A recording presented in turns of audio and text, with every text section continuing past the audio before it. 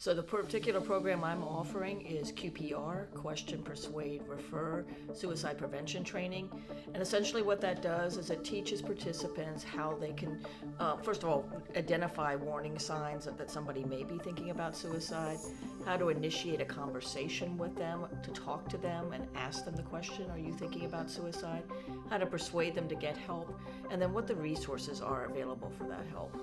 There's just still so much stigma about suicide, mental health in general, but suicide in particular. That's why I think it's so important that we open up that space by sharing stories of people who have dealt with suicidal ideation or dealt with loss in their family to suicide. It's, when we start sharing those stories, people start to hear their own experiences, and it just starts to normalize the fact that, suicide, mental health conditions are just part of life's journey for some people. It just kind of puts it on that spectrum of life things that can happen to people. One of the things we do is we go over the warning signs. So sometimes it's things that we don't really pay attention to, but I think once it's on somebody's radar of understanding that, oh, this could be a sign of suicide, then that opens up that space to be more alert when they start seeing these things.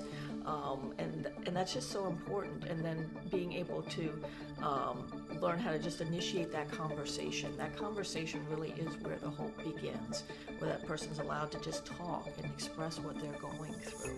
That's so critical. Particularly in today's society where we don't take a lot of time to listen. This is a space where it's just really about listening and letting somebody share what they're going through and then taking it seriously. I think UHI can help just by this, by sponsoring a QPR suicide prevention where anybody can join.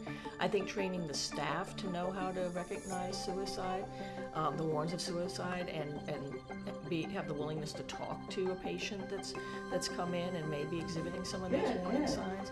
There's also various risk assessments that medical facilities can engage in when they're talking with employees to just, it's like, I think the most popular one is like the Columbia risk assessment, where it's like 4 questions that can be asked of patients to kind of judge where they are in that space.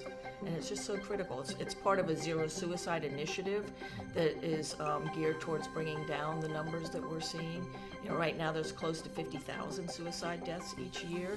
So it's really critical that we all get involved and know what to look for, know how to react, know how to guide somebody to help. It's not just about the medical professionals. The medical professionals need to know this information, but really just any of us need to know, because suicide can happen in any of our friend groups, family groups, faith communities. There really is no group that's immune to experiencing a suicide. So the more people who are trained to recognize the signs and how to intervene, the more we stand a chance of starting to lower those numbers.